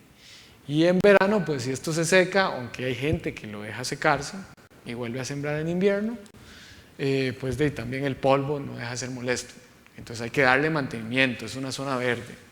Pero repito, en cuanto al usuario, yo creo que es mucho más bonito si ustedes llegan a parquear a una zona así que al tradicional parqueo. Entonces, es esa parte de servicio que ustedes le están dando a las personas, a los usuarios. ¿Okay? Esto reduce el efecto isla de calor. Entonces, hay mayor confort. ¿Okay? Entonces, están dando ese servicio al usuario. ¿Okay? Se puede alcanzar permeabilidades hasta 200 milímetros por hora. Requiere, obviamente, un sustrato granular. Debe tenerse cuidado, especialmente cuidado con cargas de diseño. Aquí hubo un proyecto que de hecho yo no participé en el diseño, pero me llamaron. Se propuso un pavimento permeable, se hizo todo en pavimento permeable y después se vendieron los lotes y comenzaron a construirse casas. Rompieron eran casas de cierto nivel económico para arriba, en donde para hacer las chorreras se metían chompipas, y obviamente cuando terminaron de construir la primera casa, el pavimento estaba totalmente destrozado. Entonces hay que tener cuidado con la capacidad de soporte, a pesar de que ya se está trabajando mucho en eso y hay varios agregados que se le ponen que aumentan bastante bien la resistencia. ¿Okay? Obviamente instalar un sistema de drenaje por debajo para eventos de mayor periodo de retorno, y requiere una separación de 1 metro sobre el nivel freático por cualquier cosa. ¿Okay? Su uso en residencial es alto, comercial es alto, industrial es alto, y en las carreteras es limitado. ¿Okay? Suena irónico, pero es por el tema de la capacidad soportante. ¿Okay? Se logra permeabilidad bajando la capacidad de resistencia del pavimento. Entonces, si es una carretera, una autopista donde pasan muchos camiones, hay que tener cuidado, ¿okay? Porque puede ser que ustedes terminen teniendo que invertir un montón en pavimentos. De hecho, por ejemplo, en esta urbanización, al final pusieron un pavimento normal. Porque después de la primera casa se destruyó todo el pavimento de una zona, después hubo otro que compró en el otro lado y destruyó el otro lado. Entonces, al final, hubo tantas quejas que la persona llegó y dijo, no, va a asfalto normal, porque si no aquí se me va a ir toda la ganancia carpeteando esto. Entonces hay que tomar en cuenta eso. Beneficios: reduce el caudal pico y mejora la calidad. Importante mantenimiento. Básicamente estos son de la parte de retroalimentaciones con las que se está haciendo actualmente. Pueden colmatarse inclusive a los 3 años de haberse construido. En la parte, recuerden que son partículas de sedimento, se mete y llena los vacíos y puede que se vuelva impermeable simple y sencillamente porque los vacíos superficiales se llenaron de sedimento muy fino. Entonces hay que tomar en cuenta eso. Puede mantener su capacidad de infiltración hasta más o menos 6 años, pero todo depende del aporte de sedimentos que existen. Calles donde tengan taludes que les aporten mucho sedimento, hay que tener cuidado con eso, porque puede ser que los colmanden. ¿Okay? Con un correcto mantenimiento pueden tener una vida útil de hasta 20 años, con un adecuado mantenimiento, y debe programarse en función de los resultados de una serie de inspecciones periódicas. El objetivo de esas inspecciones es ver la capacidad de infiltración. ¿Okay? Se mide en sitio.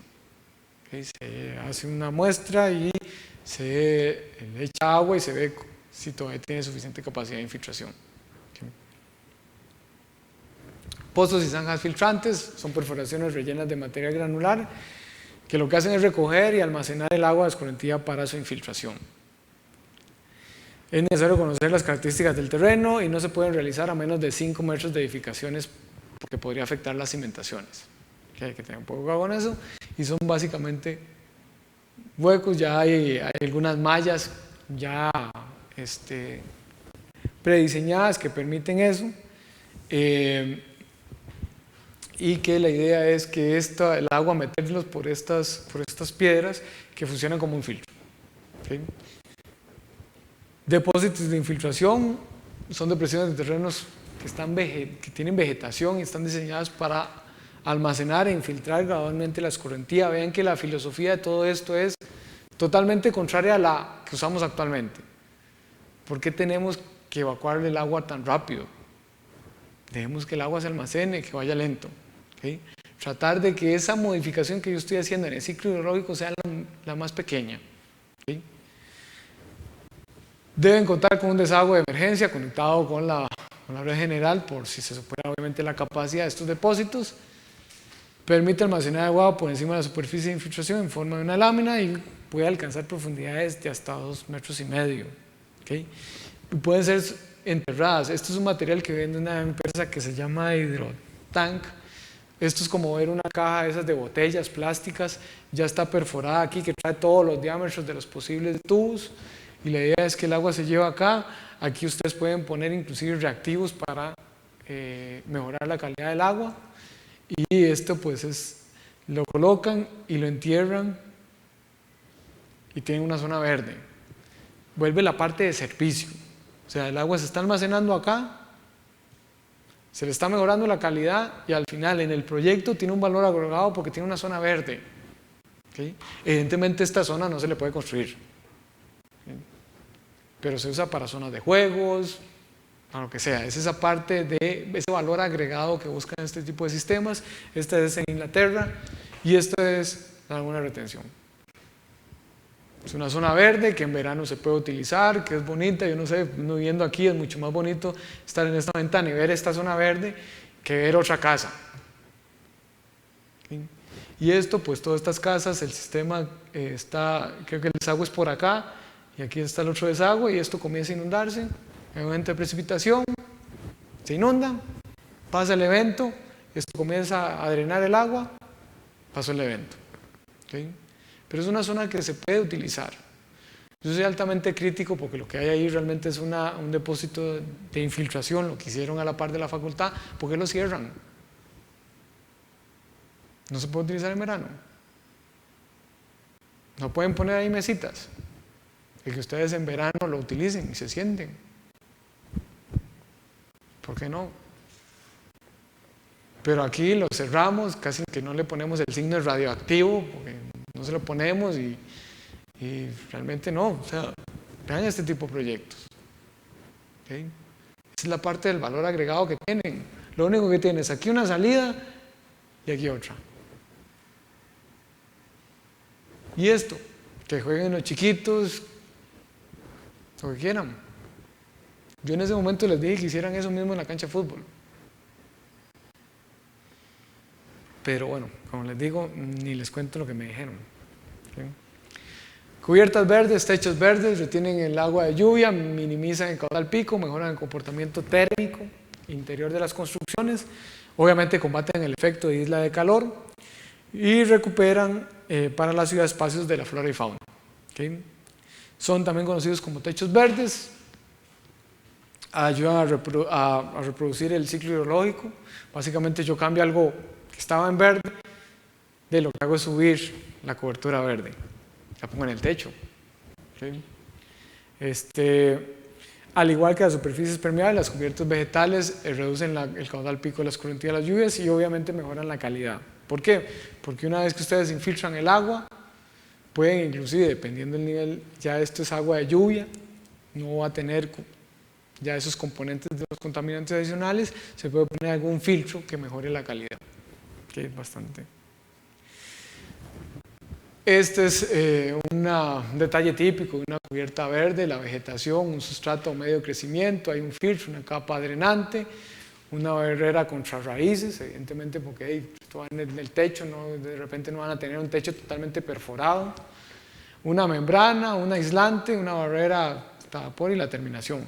¿Tienen que contar con todas estas? No, no necesariamente. Entonces, depende de la cobertura que ustedes vayan a utilizar. ¿Okay? En residencias es alto, comercial es alto, industrial es alto y obviamente en calles pues ninguna. Entonces medio de cultivo artificial de alto contenido mineral, eso ya se vende, es un medio de cultivo que tiene fibra de coco, etc. Preferiblemente combinar con medio y plantas que no requieran fertilización ni riego, vegetación autóctona, y la parte de fertilización es para que no vayan ustedes a generar contaminación. ¿Okay? Medio de evacuar aguas de tormenta que rebase la capacidad, hay que poner un borde para eso. Entonces reducen el caudal pico es alto y mejoran la calidad medio alto, depende de lo que uno quiera hacer. ¿Okay? El único detalle acá, cuando se comenzaron los edificios acá, yo fui uno que pedía a la comisión valorar, en realidad tal vez lo exigí, valorar el poner techos verdes en los nuevos edificios y paredes verdes. Como pueden ver, mi observación fue tomada en el 0%, porque ninguno tiene techo verde ni tiene pared verde. Sí, el detalle de las cubiertas verdes, nosotros que vivimos en un país sísmico, es que estamos poniendo un peso importante en la parte de arriba de la estructura. Entonces puede uno tener un efecto de péndulo invertido. Hasta ahí se me fueron ahí los conocimientos estructurales que tengo, que puede ser peligroso. Hace tal vez unos 5 años hice una tesis en donde se comparaban el costo de un edificio de 3 pisos sin techo verde a con techo verde, y se determinó que más o menos el aumento en el costo de la estructura es un 30%. ¿okay? Entonces eso es algo que hay que contemplar, ¿okay? Y sobre todo en estructuras nuevas, pues simplemente contemplarlo, ¿no? Es un peso más adicional que después se tiene que tomar en la parte del análisis sísmico, pero si ustedes lo quieren hacer como lo hicieron es una universidad en Barcelona, obviamente eso se ve mucho más bonito que una lámina de zinc o cemento, ¿okay? De hecho acá se hizo un parquecito, esto es todo un parque, y era una zona que antes no se ocupaba, donde los estudiantes ahora comenzaron a ir a subir a estudiar, porque es una zona verde, agradable, que antes no se tenía, que antes se desperdiciaba realmente. Sí se ve muy bonito, pero aquí en Costa Rica sí hay que tener cuidado. O sea, si vamos a hacer eso en estructuras que ya están construidas, hay que hacer el análisis estructural para ver qué reforzamiento hay que darle a la estructura, ¿okay? Esto es en Valencia. Esto antes era simplemente, esto es una biblioteca, esto era simplemente cemento, un techo de cemento, pues llegaron y le pusieron zacate. Y repito, es la parte de servicio. Eso ya no solo no produce la misma cantidad de escorrentía, va a reducir la cantidad de escorrentía que producía antes, y además es mucho más agradable ver esto que ver un poco de cemento, ¿okay? Y esto, pues ahora estar ahí es mucho más fresco que antes, ¿okay? Y este es un proyecto bastante interesante que quisieron hacer en la ciudad de Chicago. De hecho fue un concurso, este fue el que ganó. Todo lo que están aquí son edificios, pues están tapados, ¿okay? La parte de servicio, o sea, es mucho más bonito si usted trabaja en este edificio ver todo esto como un parque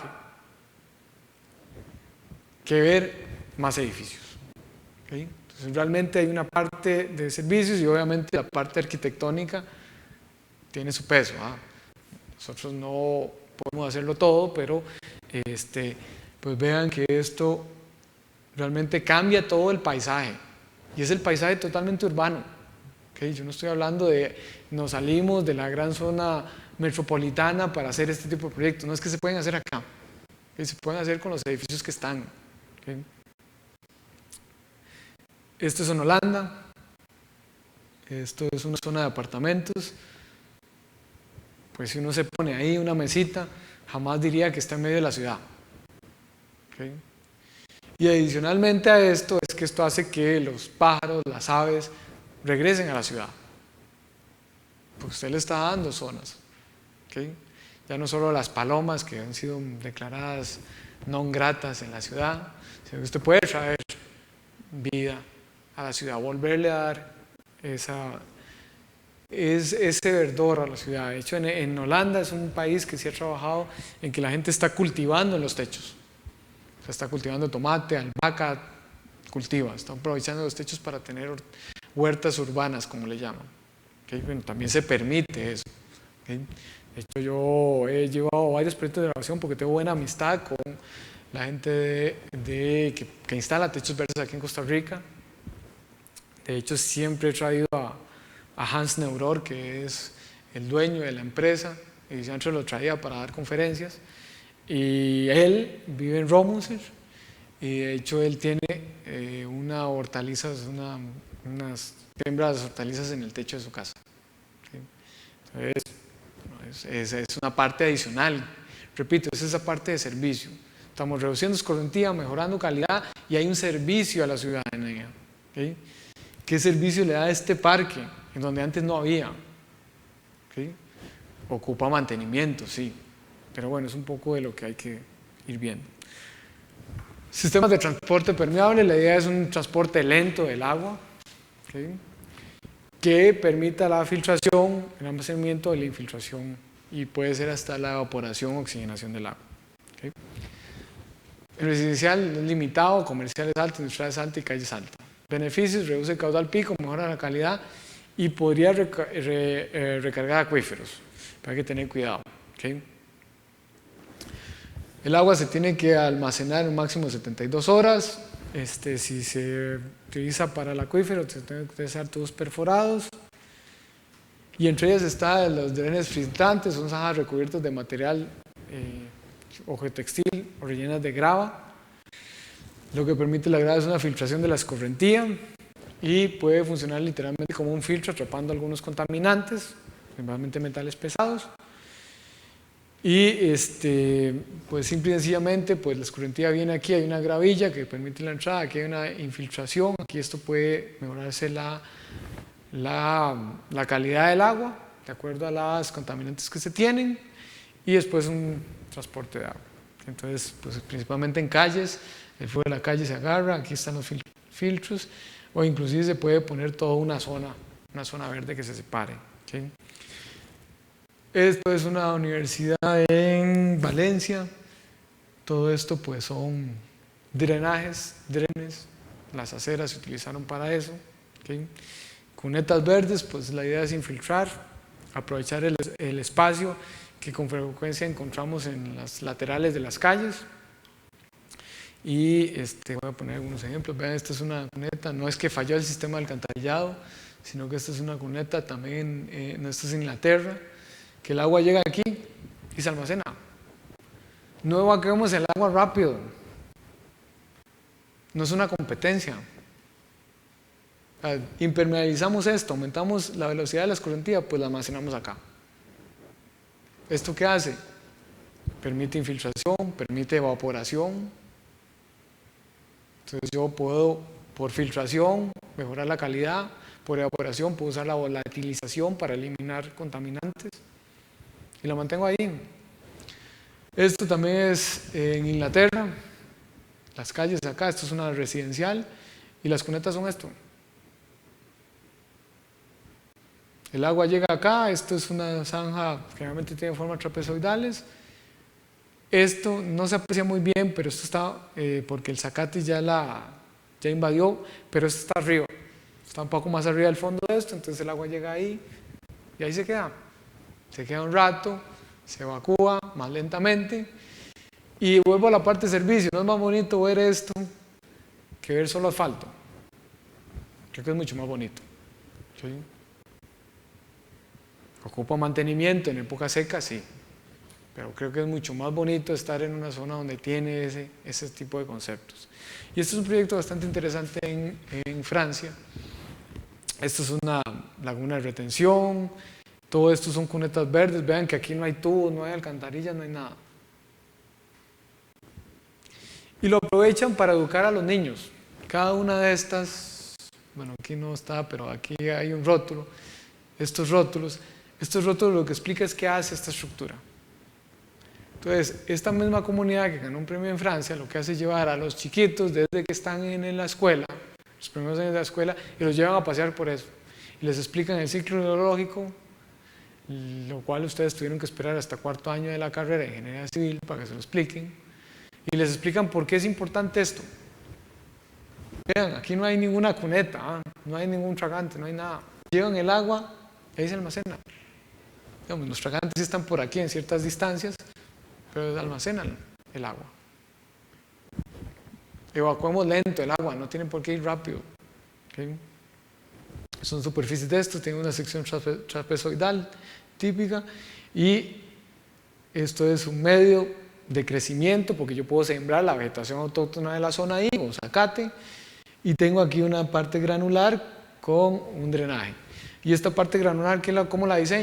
De acuerdo a los contaminantes que le van a llegar, escojo el tamaño del filtro. Y es un filtro. Entonces el agua llega contaminada acá, aquí hay una parte que puedo eliminarla por evaporación, porque yo controlo cómo se infiltra. Entonces yo puedo decir, bueno, ocupo evaporar, bueno, pongo algo menos permeable acá. Entonces utilizo volatilización para eliminar eso. La otra parte la elimino acá y la escorrentía aumentó de calidad, ¿okay? Y sistemas de tratamiento pasivo, su función es la de eliminar y descomponer contaminantes del agua como un proceso final. Son bases de infiltración, son áreas reservadas para la captación e infiltración de agua de escorrentía. Generalmente se sitúan en zonas con suelos permeables y la disposición final del agua suele ser una combinación de infiltración, evaporación y transpiración, ¿sí? Los envases o lagunas son extensos en superficies para permitir la eliminación y el periodo de almacenamiento anda en el orden de 22 horas. ¿Okay? El lecho debe ser compactar, debe haber estudios de infiltración previos. En lo posible, conservar la vegetación existente. ¿Okay? Debe ser diseñado para retener e infiltrar tormentas con un periodo de retorno de hasta 2 años. Requiere una estructura apropiada de drenaje. Residencial es limitado, pero comercial, industrial y en calles es alto. Disminuye el caudal pico, mejora la calidad y puede utilizarse para almacenamiento, para recarga de acuíferos. Entre ellos está los depósitos superficiales de detención. ¿Sí? Generalmente es eliminación de sólidos por sedimentación, y este es un proyecto en Australia. Eso que está inundado es una cancha de fútbol. Y aquí lo que se tienen son inclusive huertos, los huertos urbanos. ¿Okay? La parte de servicio, ¿okay? De hecho ahí fue después de una tormenta.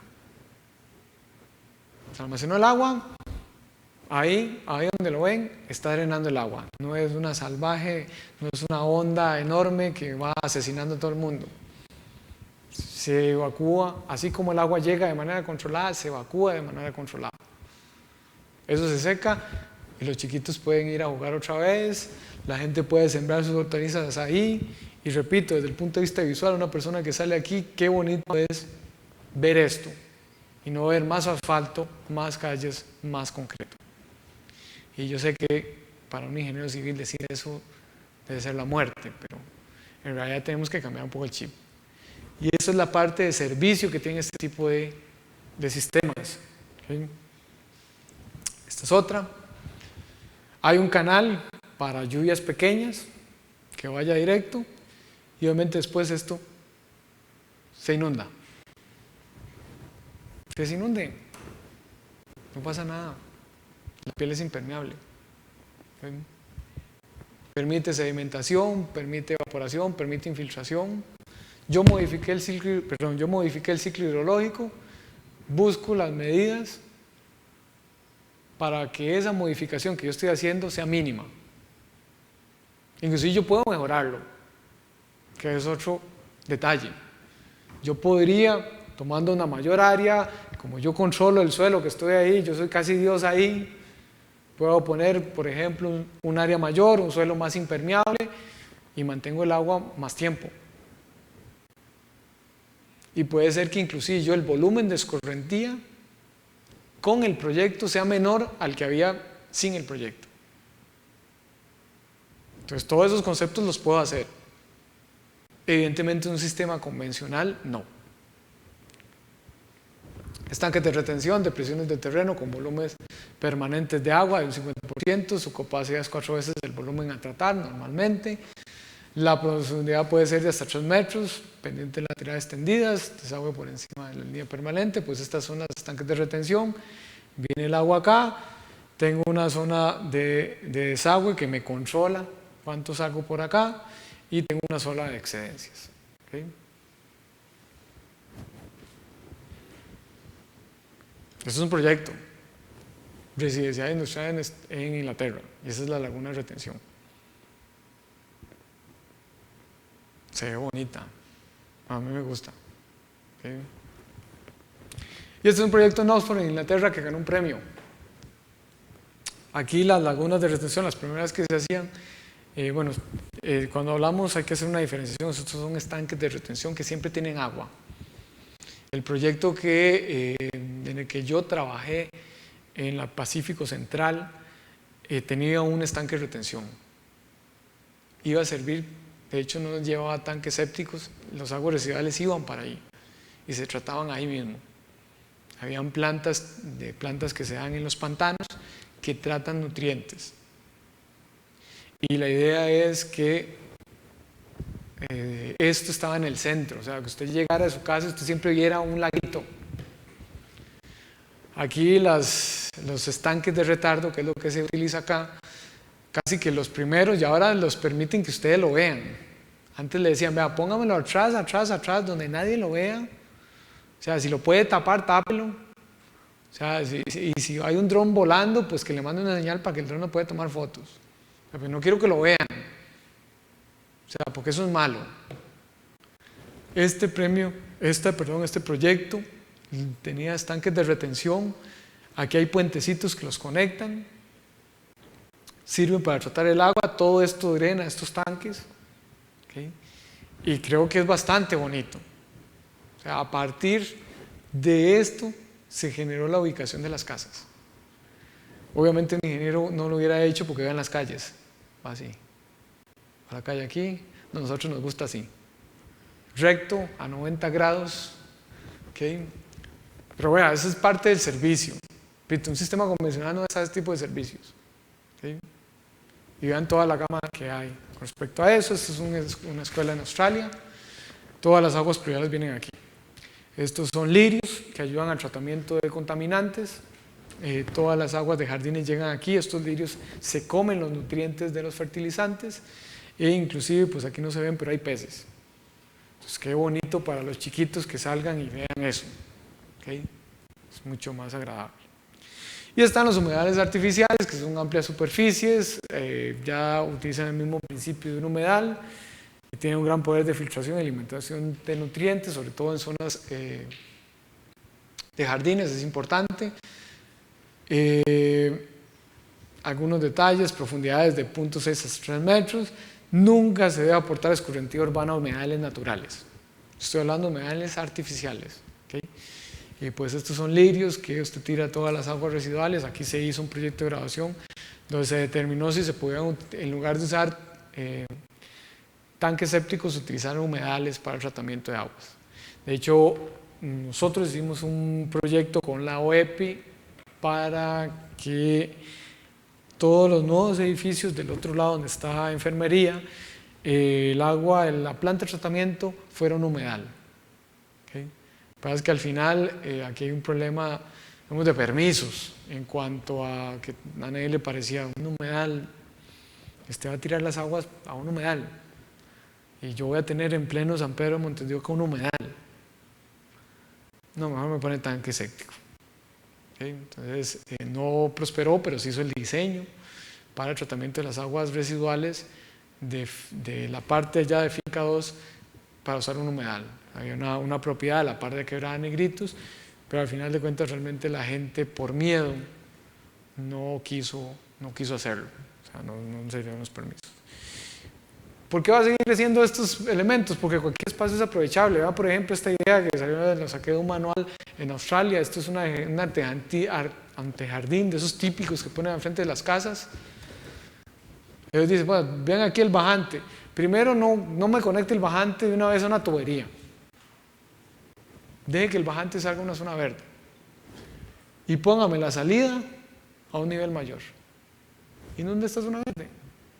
Y ya usted colaboró con no aumentar la escorrentía. Por eso es que estos van a seguir. Los que les expliqué son los que ya han sido más o menos aprobados, pero van a seguir saliendo. ¿Okay? La idea del techo verde, brillante. Paso la superficie, la paso más arriba. Simple. ¿Por qué no se me ocurrió a mí? Es lo que no explico, pero hubiera hecho dinero haciendo eso, pero bueno, son soluciones de ese tipo, van a seguir creciendo. ¿Okay? Algunas conclusiones: pues obviamente los métodos tradicionales de DNAE presentan problemas y carencias que pueden solucionarse mediante el uso de este tipo de sistemas. Supone ser un esfuerzo. No deben concentrar las aguas pluviales lo antes posible, sino hacer frente a la escorrentía en pequeñas cuencas y que permite el tratamiento. ¿Okay? Se está generalizando el uso en todo el mundo. Ya en Costa Rica ya están pidiendo lagunas de retención. En realidad son tanques de retención, pero bueno, no me voy a poner en la parte semántica, pero nada más.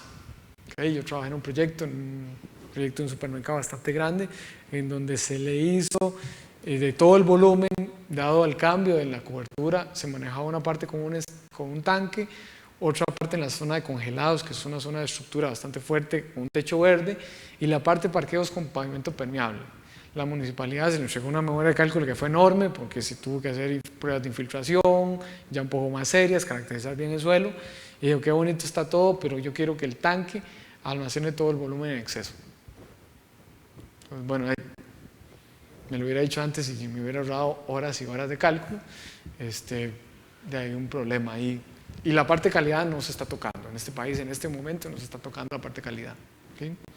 Gracias a la investigación, el seguimiento de estos sistemas en distintos países se ha ido mejorando el funcionamiento.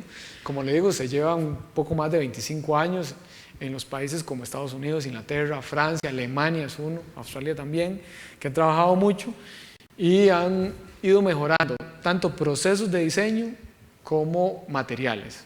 ¿Okay?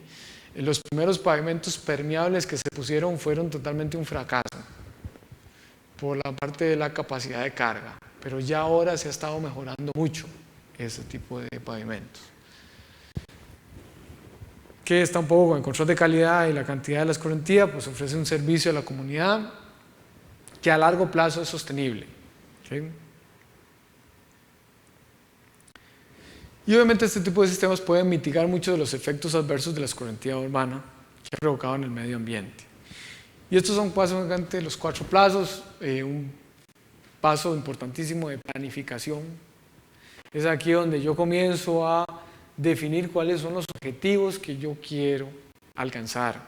¿Okay? ¿Cuáles son mis objetivos? ¿Cuáles son los compromisos que yo adquiero? En muchos de los países actuales están diciendo, ok, usted va a diseñar este proyecto, enséñeme sus compromisos. ¿Okay? ¿Cuáles son los compromisos que usted va a dar? ¿Okay? Eso me define los retos, los costos y los beneficios que yo tengo que hacer. Ya propiamente, cuando yo ya definí esta etapa de planificación, el diseño. ¿Cuáles son los criterios, los métodos, el diseño final, los materiales, que involucra tanto la parte de paisajismo, calidad y cantidad. Luego la construcción, los procesos, programación, metodología, y después una etapa muy importante que es la del mantenimiento. Y es ahí donde yo comienzo a medir si los objetivos que yo me planteé aquí los estoy cumpliendo acá. ¿Okay?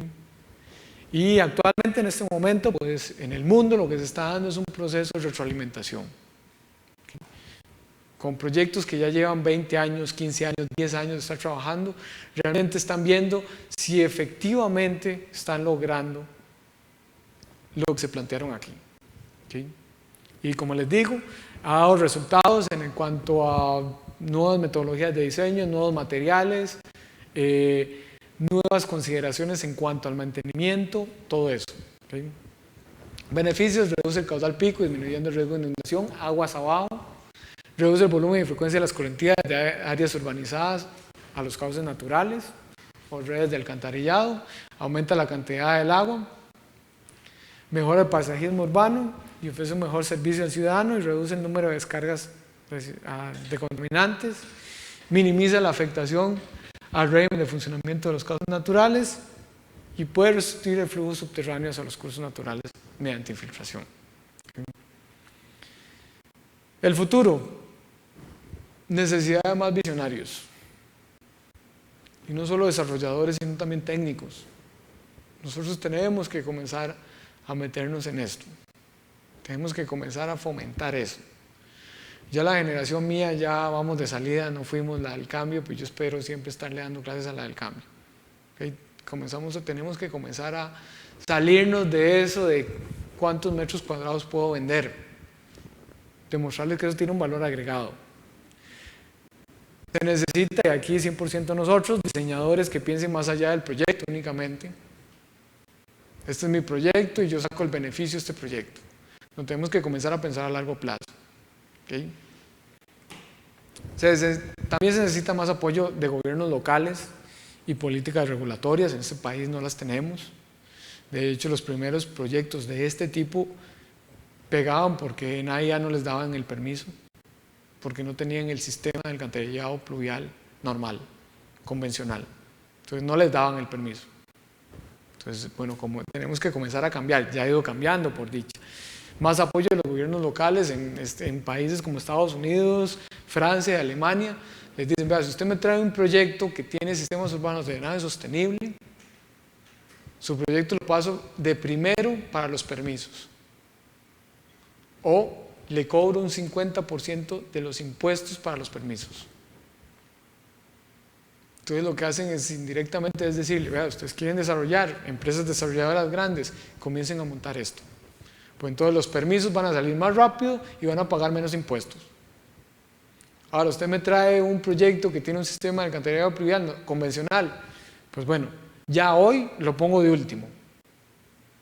Y si mañana viene un proyecto que tenga este tipo de sistemas, lo pongo por encima del suyo. Y el suyo saldrá, pues algún día.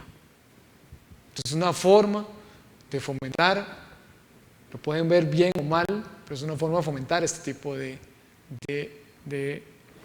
sistemas. Se necesita experiencia de investigación, ahí las universidades pues son un gran aporte y tenemos esa responsabilidad de trabajar en eso. Yo tengo una línea ahí más o menos de este tipo de sistemas y la idea pues es seguir investigando sobre eso. Se necesita mayor colaboración y compartir ejemplos y buenas prácticas. Hay una página que en este momento se me va el nombre, que es una página abierta en la cual usted sube las experiencias que ha tenido utilizando este tipo de sistemas. Y ahí vienen de todo el mundo, la gente lo sube y dice, bueno, este fue mi proceso de planificación donde yo me puse estos objetivos. ¿Okay? Así me dio el diseño, así se construyó y esto es lo que he comenzado a medir. ¿Por qué? Porque la gente se ha dado cuenta de que hay que compartir estas cosas, estas experiencias para que las cosas caminen, y más en un mundo globalizado en donde tenemos el poder del internet. Hay una página que creo que es sus.com y ahí están, la gente lo sube los proyectos y lo que busca eso es compartir, es intercambiar experiencias. ¿Okay? Preguntas y puntos importantes como para ir terminando. En mi opinión, estamos en un cambio de paradigma del diseño del alcantarillado pluvial, no podemos seguir haciendo lo mismo. La naturaleza nos lo saca en cara todos los años, que lo estamos haciendo mal y seguimos haciéndolo igual. ¿Okay? Entonces, para mí estamos en un cambio de paradigma y ya no podemos esperar más. Hay gente que habla de adaptación o aceptación. ¿Okay? ¿Es válido? Hay gente que dice, no, aceptémoslo. Bueno, yo creo que mejor es, y adaptémonos, yo creo que se puede cambiar. ¿Qué pasa con los problemas existentes? Y está asociado con la siguiente pregunta, ¿podemos revertir los daños? La respuesta es que sí, pero hay que comprometernos y hay que comenzar a hacer los cambios. ¿Sí? ¿Estamos preparados para el cambio? Esa respuesta para mí es fácil, en este país la respuesta es no. Pero lo bueno es que la siguiente pregunta, la respuesta es sí. ¿Existe la capacidad para realizar los diferentes proyectos? Sí. Los cálculos de este tipo de estructuras son cálculos que ya nosotros los damos. Los cálculos de infiltración, cálculos de evaporación, estimación de contaminantes, cálculo de filtros para tratamiento de aguas. Todo eso lo saben. Entonces sí estamos preparados. Pero sí tenemos la capacidad, no estamos preparados para el cambio, pero sí tenemos la capacidad. Sería preocupante de que estuviéramos preparados para el cambio, pero no tengamos la capacidad. Pero sí la tenemos.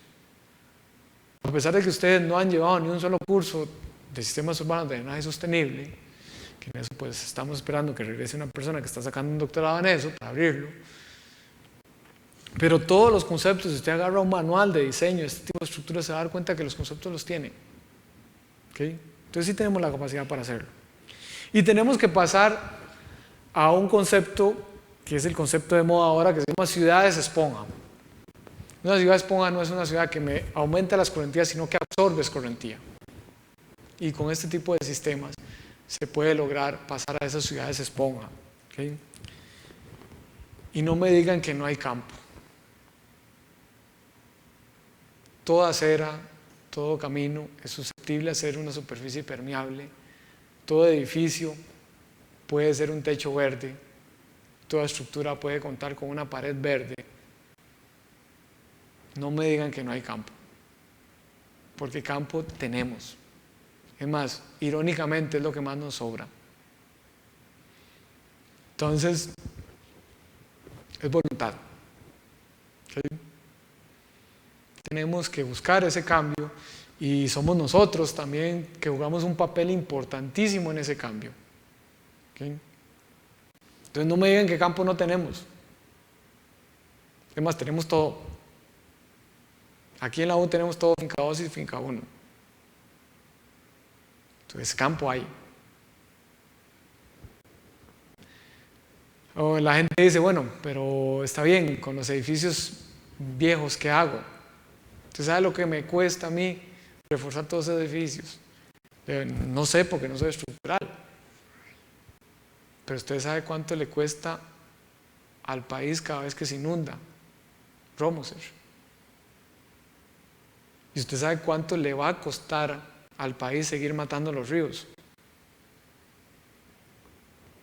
Creo que el costo de eso, frente a poner un poco más de varilla y cemento en un edificio, es mínimo. Entonces, pues con eso quiero terminar esta charla, que la idea es un poco presentarles una breve idea de eso, de lo que se trata, y pues motivarlos. La generación mía fue la del C por I por A y Manning. No hicimos el cambio, pero yo en realidad siempre espero que estar viendo a la generación que se haga ese cambio. Es mucho más bonito, vean qué bonito se ve una ciudad transformada a verde. ¿Okay? En lugar de ver ese montón de cemento y techos. Y se puede hacer. ¿Okay? Se ocupan recursos, pero como en todo. ¿Okay? Se puede hacer y espero que, aunque sea un fogonazo de charla con respecto a eso, pero yo espero que les quede la semilla ahí sembrada de que esto existe, que se puede usar y que para mí se tiene que usar, y que, como les digo, el tanque de retardo que está a la par de la facultad, no entiendo por qué cerrarlo. Es una zona que se podría aprovechar perfectamente, pero bueno, al menos tenemos. Sería peor que no lo hayan hecho. ¿Okay? Pero bueno, es un poco la charla. No sé si hay... No tengo mucho tiempo para muchas preguntas, pero si hay alguien que tenga alguna pregunta, no sé si quieren preguntar. Igualmente, bienvenidos. Si quieren algo más de información, pues ya todos somos conocidos y saben dónde está mi oficina y podemos charlar un poco más. ¿Sí? Así que muchas gracias por su tiempo. Y espero que les haya gustado y sobre todo que les quede ahí la espina de que esto se puede utilizar. ¿Sí? Así que gracias a todos.